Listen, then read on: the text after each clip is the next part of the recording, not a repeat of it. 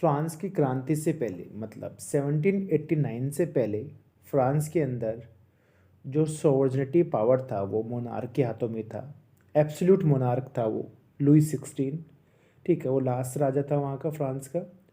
पर लोगों की पॉलिटिकल और कॉन्स्टिट्यूशन चेंजेस की वजह से वहाँ पर जो सोवर्जनिटी थी, जो पावर था, वो मोनार्क से लोकल बॉडी यानी फ्रांस के सिटीजन, फ्रांस के लोकल लोगों के हाथों में आ गया।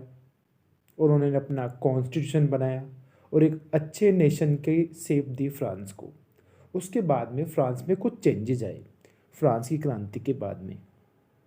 सबसे पहले चेंजेस तो यही था कि जो सारे लोग थे उन लोगों में एक कलेक्टिव आइडेंटिटी आई। सब लोग खुद को एक मानने लगे।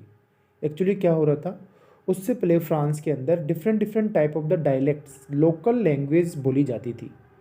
पर उसके बाद में फ्रांस में सिर्फ सिंगल लैंग्वेज ही बोली जाने लगी और वो थी फ्रेंच लैंग्वेज, जो लिखी भी जाती थी, बोली भी जाती थी। वहाँ पर कॉमन लैंग्वेज बना दी गई और नेशनल लैंग्वेज भी डिक्लेयर कर दी गई फ्रेंच को। उसके बाद में वहाँ पर जो लोकल लोगों के लिए कुछ अलग चेंजेस हुए, जैसे कि ला पेट्रोए एंड ले सिटियोन आदि का यूज़ किया जाने लगा। और वहाँ पे अगला चेंजेस ये हुआ कि फ्रांस का सबसे पहले वो जो नेक्स्ट चेंजेस था वो था कि जो रॉयल फ्लैग था ना फ्रांस का, राजा का, मोनार्क का, उसको बदलकर the new tricolour flag, French flag was declare. New colour का यानी न्यू 3 कलर का फ्रेंच का जो फ्लैग था वो बना दिया गया नया फ्रांस का। उसके बाद में जो नया चेंजेस क्या हुआ, ईस्ट स्टेट जनरल थी जो एक्टिव सिटीजन्स की ओनली सभा थी। एक्टिव सिटीजन आप जानते हैं, एक्टिव सिटीजन्स का मतलब होता है वो सिटीजन जो 3 दिन की अपनी सैलरी दे सकते थे, किसको, गवर्नमेंट को एज ए टैक्स। वो लोग ही एक्टिव सिटीजन काउंट होते थे फ्रांस के अंदर। तो एक्टिव सिटीजन्स की जो ईस्ट स्टेट जनरल थी उसका नाम बदलकर नेशनल असेंबली कर दिया गया लोकल लोगों के द्वारा। अब क्या हुआ, उसके बाद में लोगों ने शपथ ली, नया नेशनल एंथम बनाया गया और सबको एक बना दिया गया, मतलब सारे नेशन को जोड़ दिया गया जो छोटे छोटे टेरिटरी में बटा हुआ था। सेंट्रलाइज गवर्नमेंट बनाई गई, सबका कंट्रोल एक सेंट्रल गवर्नमेंट के हाथों में आ चुका था। और यूनिफॉर्म लॉज डिक्लेयर किए गए सभी सिटीजन्स के लिए।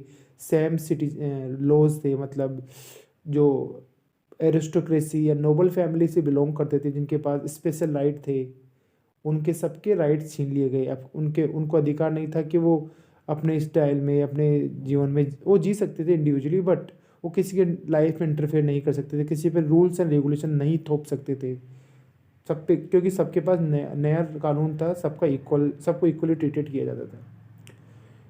Internal custom duties and dues were abolish. जो भी पुराने कस्टम ड्यूटीज थे, ड्यूज थे, उनको उन सबको समाप्त कर दिया गया। उसके बाद में देखिए क्या चेंजेस आता है वहाँ पर। अगला चेंजेस ये हुआ कि uniform system of weight and measurement. मतलब क्या होता था कि फ्रांस के अंदर कोई व्यक्ति अगर एक शहर से दूसरे शहर में जाता था तो उनको 11 प्रकार के डिफरेंट डिफरेंट बाउंड्री से निकलना पड़ता था और प्रत्येक जगह पे 5% टोटल उनके प्रोडक्ट का एज ए टैक्स के रूप में देना पड़ता था। तो कभी लॉस होता था व्यापारियों को, बिजनेसमैन को, ट्रेडर्स को, तो उससे भी छुटकारा मिला। मतलब एक यूनिफॉर्म लॉ बना दिया गया, हर जगह वेट एकदम सेम था। जैसे सपोज कीजिए कि दिल्ली के अंदर 1 किलोग्राम में 1000 ग्राम होते हैं और चेन्नई के अंदर 1 किलोग्राम के अंदर 1500 ग्राम होते हैं। तो ये तो डिफरेंट होना, एक देश के अंदर अलग अलग वेट हो गया। तो उस वेट सिस्टम को एक बना दिया गया। साथ ही में वहाँ पर जो मेजरमेंट सिस्टम था, मतलब मापने की जो इकाई थी, उसको एक कर दिया गया।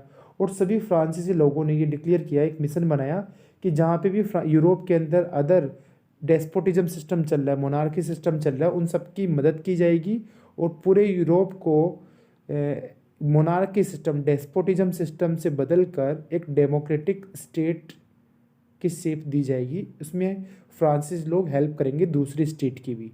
और वो जो आर्मी थी ना फ्रांस की, जहाँ जहाँ भी गई, उस आर्मी को बोला गया द लिबर्टी ऑफ हार्बिंगर्स, जो